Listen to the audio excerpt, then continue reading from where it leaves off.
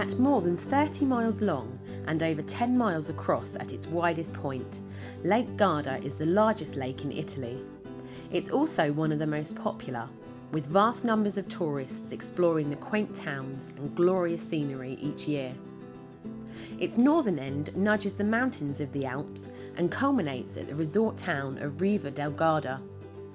In the south, its shores skirt the ancient road that links the historic cities of Brescia and Verona, and with flights to Milan or Verona taking around 2 hours from the UK, it's perfect for a quick getaway.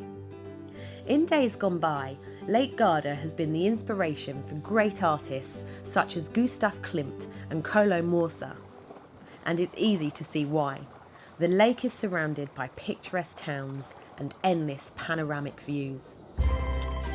Sirmione is a lively medieval town awash with pastel-coloured streets and intriguing shops. It sits on a narrow peninsula which has served as a natural fortress for this settlement since the Stone Age. As with many towns around the lake, it has its own defences in the form of a small bastion, which guards the entrance into the old town area, with towers and battlements that look as strong now as the day they were built. But it's the views of the sparkling lake from both sides of the peninsula that make this place unforgettable and a perfect spot for photographers, or those just wanting to relax and enjoy the sunshine. There are plenty of small shops to explore and cafes where you can just sit and while away the time. Even the local ducks enjoy their games, bravely diving and playing in the sun-kissed waves.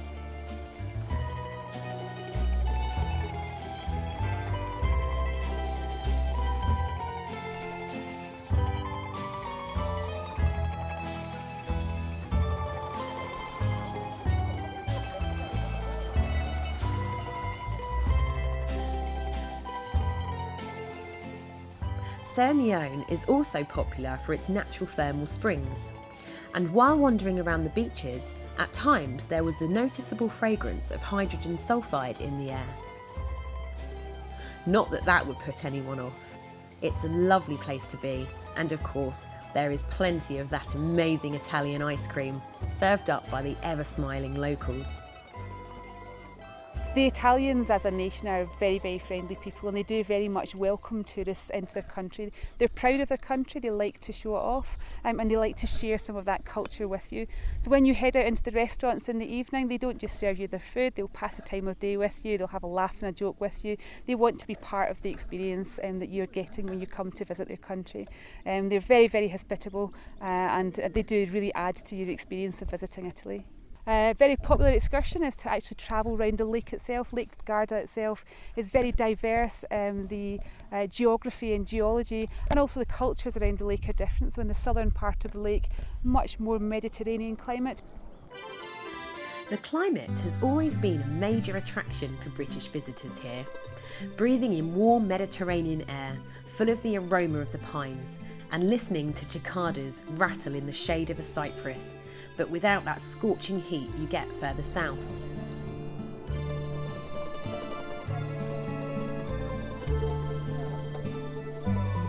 We were heading to the east side of the lake, to the town of Malcesine, for a very different view of the lake. Around Malcesine and the lake itself, there's lots and lots of different things to do. You can experience a little bit of the Italian culture, visiting some of the historical towns around the lake. Here in Malcesine, we have a 13th century castle, one of 4 Scaligero castles around Lake Garda, which you can visit, climb up onto the turrets and onto the bell tower, and also visit the museums in there. In Malcesine, we're also very fortunate to have a mountain called Monte Baldo, which is just behind the town. And you can take a cable car up to the top of Monte Baldo. It rises to just under 1,800 metres. The cable car journey up to the top of Monte Baldo takes several minutes, giving you plenty of time to take in the ever-changing vista. With beautiful views of the town, with its castle, churches, tiled roofs and mountain background even more captivating.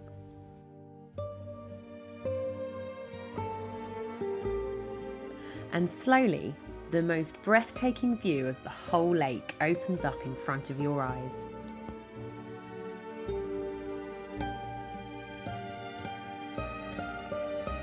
At the top of Monte Baldo is a lovely big plateau where we are just now.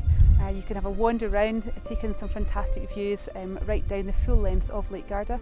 If you're lucky, there are some paragliders who take off on a daily basis and they fly out over the lake and land on a little grassy landing strip down at the bottom. So many things to do whilst you're experiencing the Italian culture out around Lake Garda. There might well be many things to do around Lake Garda, but right now we were all quite content to just marvel at the glorious panoramic scenes laid out before us. You feel like you're on top of the world. It's much cooler on top of the mountain, and an unexpected calmness and tranquility quickly penetrates deep inside. Alpine flowers and herbs, perfect clouds and light fresh air all add to our happy feeling. Along with the mountain cows, of course, wearing loud bells around their necks that ring suddenly and bring our dreamy thoughts back to reality. As we head back down the mountain, with more views along the lake shore, thoughts turn to the next day's activities, when we'll be exploring on 2 wheels. For this visit, we are based around the southern end of the lake and staying in the small town of Riva del Garda. The comfortable Park Hotel Paradiso and Golf Resort, just outside the main town, has spacious rooms and is the perfect base from which to explore this region.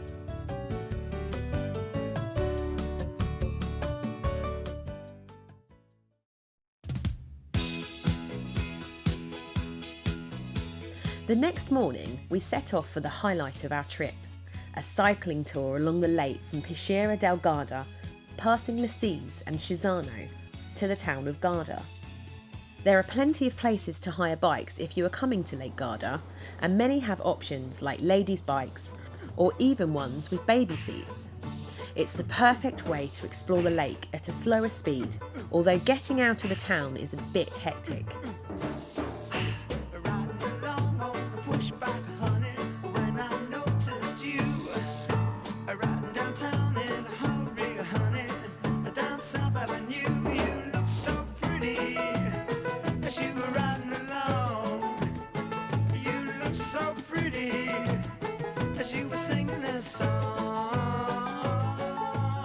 Once on the open road though, cycling was an absolute joy. Traffic is mostly quite patient and it can interrupt the tranquil ambience, but it was never really a problem. Well, I pulled in the speed and I tried catching up, but you were pedaling harder too. Halfway to Garda, however, near to Cesano, we decided to go off-road and cycle on the promenade along the lake shore. That was a good decision. This is exactly how you would imagine this region should be, and it lives up to every expectation. I sing the song, around, round, wheels going round, round, round, down, up, pedals, down, up, down, but I gotta get across to the other side of town before the sun goes down. Hey. Cute villages with pretty churches sat on distant hills, while bright flowers coloured the way on the walls and fences around shady villas. It's easy to cycle here, and for those who are not prepared for a heavy workout, it's almost flat for the entire length of the journey. Many of the paths are not as smooth as the roads, however, and some of the longer stretches can make your arms ache. But of course, the plus side is that you have a constantly changing view across the lake as you wind your way past natural landscapes, past people who all seem to have adopted this delightfully slow pace of life, and through countless small towns and pretty resorts. As you near Garda and the end of this section of the route, it's easy to begin looking ahead along the lake and wondering what other delights would be waiting if you continued.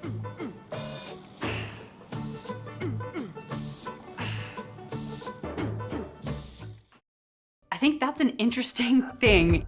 This one piece will make 52 layers. Watch on mobile devices or the big screen. All for free. No subscription required.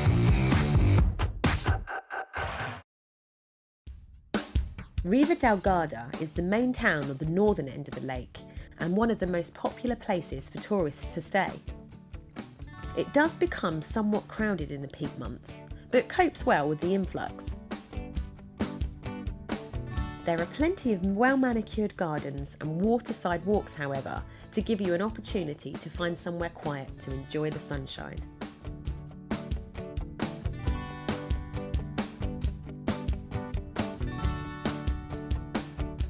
Riva del Garda is also rather more commercialised than some of the other resorts we've visited, so you need to explore deeper into the narrow historic streets to seek out those more traditional shops.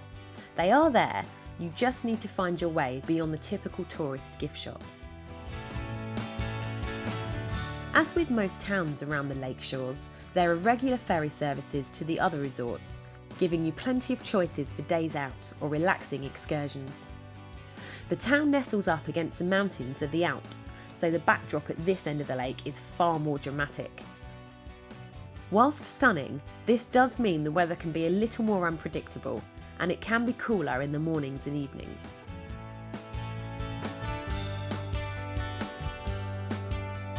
Once again, the small harbour is guarded by an imposing medieval castle, which still stands proudly overlooking the dramatic view back down the lake. It's a view you never tire of. Olive oil has been part of this land for centuries. A few miles from Bardolino is the Fratelli Turi olive oil farm, where local guide Daria was happy to tell us more. Here in Lake Garda you can find a lot of olive trees. In fact, in the past time the church, the old monks, plants here these trees because they need a lot of oil to make the lamps burn, and for example also for religious ceremonies like baptism or confirmation. And for this reason we can find these kind of trees here in Garda region, and then we start to produce a lot of olive oil. And the production time is at the end of the year, so from October to December here in North Italy. This tourist company, was founded in 1951 by Giancarlo Turri, the father of the 4 actual owners. And today, obviously, the business is modern than the past, but still strongly linked to the values of the past. The extra virgin olive oil we produce is about 800,000 liters. And we produce also the Garda DOP, which means that the olives are only from this region, our region, and we produce about 100,000 liters of this particular oil. The extra virgin olive oil is the highest quality of the olive oil production, and good extra virgin olive oil has to be generally spicy, bitter and fruity, are the best quality of the extra virgin olive oil. Generally is made by a group of experts who taste the oil in order to recognize any sort of imperfection. And we also have some cosmetic, because you have to note that extra virgin olive oil has also good property. It is very, very rich in vitamin E and antioxidants, so you can use it for the care of your skin, for your body. Who knew there were so many uses for olive oil? But that's not the only thing growing around here. The soils around Lake Garda are very mineral rich. It makes them ideal for growing lots of different local produce. So soft fruits such as peaches and kiwis, also apples, are widely produced around Lake Garda. Around the lake itself, on the eastern coast of Lake Garda, it's known as the Olive Riviera because there are many, many olive trees. The olive harvesting is done in the autumn, and of course these are used to produce olive oils. Also on the western coast of Lake Garda, you'll find a lot of lemon production. Over in the town of Limoni, there used to be a huge lemon production operation. You'll still see evidence of the old lemon houses, or limonaia as they're called. Around the southern part of Lake Garda in particular, and over into the hills at the back of the lake, you'll find lots and lots of vineyards. There are very many wines produced in the area. Italy is actually the second largest producer of wine in the world, and many of them are grown from the grapes grown in this area. So you'll find lots of lovely wines like Valpolicella, Lugana, Soave, Chiaretto, Bardolino. The list goes on and on and on. So wines, obviously up in the mountains, a bit of dairy farming, so wines, cheeses, soft fruits, lemons, olives, you name it. One thing we had noticed was that every bit of spare land around Lake Garda seemed to be planted with vines.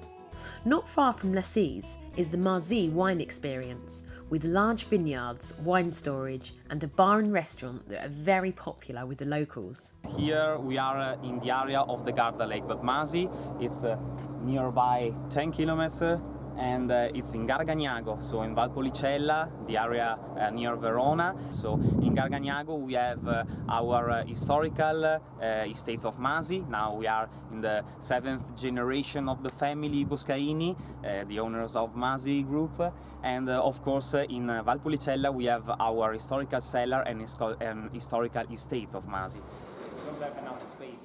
And that cellar is every bit as impressive as the vineyards outside. You see that we use for the same wine different size of barrel. So what's happened? One time then we put the wine inside here, so inside the 600 liters barrel. It stay here 18 months.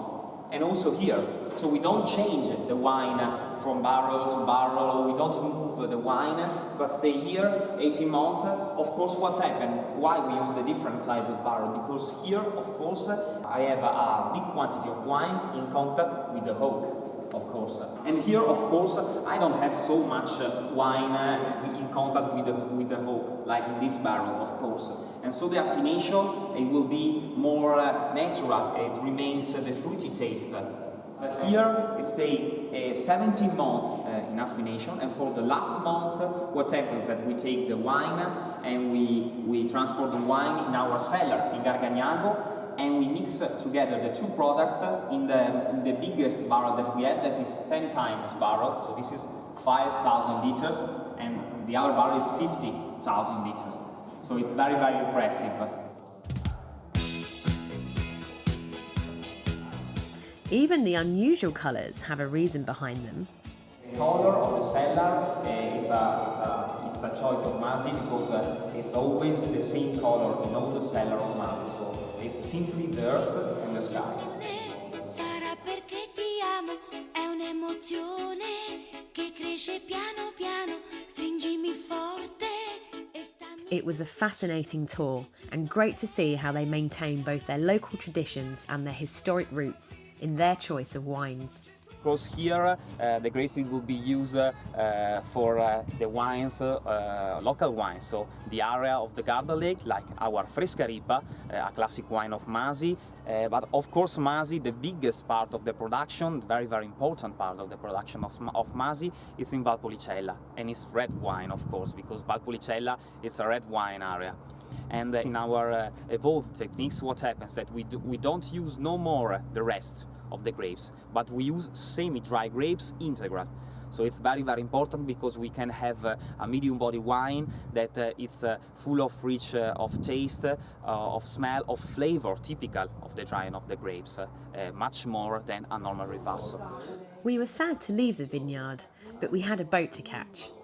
We were heading back to Riva del Garda, not on two wheels, but on the lake itself, stopping off at Bardolino, Cesano and Masi. There is no better place to see Lake Garda than from on the lake itself. So we were leaving Garda on one of the regular ferries that run like buses around the lake, stopping off at all the main towns along the way. Many do tickets that allow you to hop on and off throughout the day, so if you are travelling independently, then it's a great way to make the most of your time.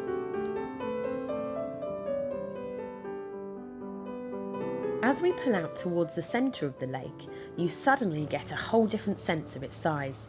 Not just on the surface, but looking at the steep cliffs plunging down, you can imagine the amazing depth too. Over 1,100 feet at the deepest point.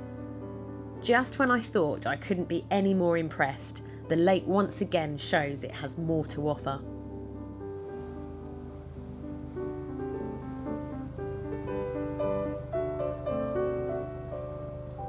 Our first stop is at Bardolino, which lies on the widest part of the lake. This pretty little town is well known for its excellent restaurants, serving produce from the local area and fish from Lake Garda. You can relax and enjoy your meal, watching the colourful boats bob up and down in the harbour, and still have time to wander around the old streets and take in the sights before getting back on the boat.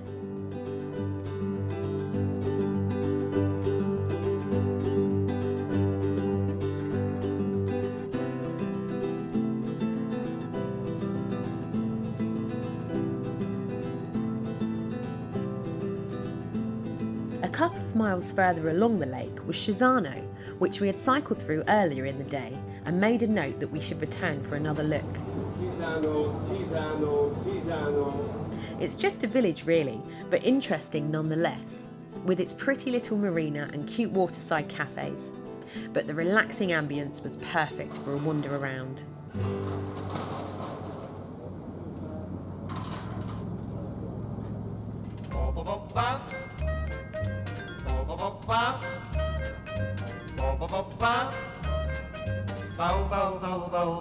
Non ti fidare d'un bacio a mezzanotte. Back on the boat, we were heading to our final stopover, the historic town of L'Assise.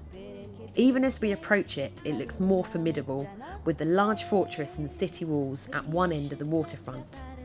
That's no accident, of course, as those walls have been defending the town since 1370. Under Venetian rule, L'Assise was a major trading centre and the place from where Venice controlled the movement of all goods on Lake Garda. The old customs house still stands on the harbour side from that time, as does the impressive church of St. Niccolo, which has been used as a landmark by sailors over the centuries.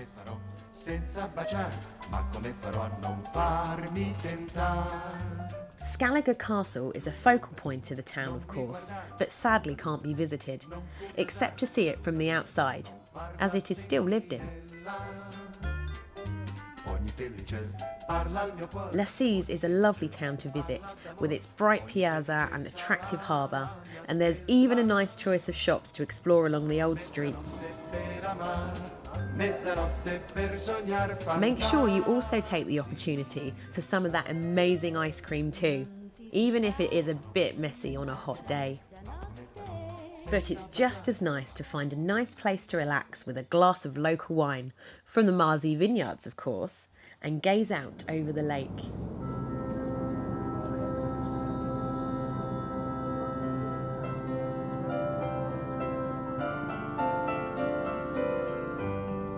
As we board the boat for the last time, it's time to reflect on what has been a short but amazing trip to this gorgeous lake and her surroundings. There is so much to do here, and in a few days we've only just scratched the surface. The food is exquisite, the people are extremely welcoming, and Lake Garda is simply delightful. So, will we be back? Absolutely.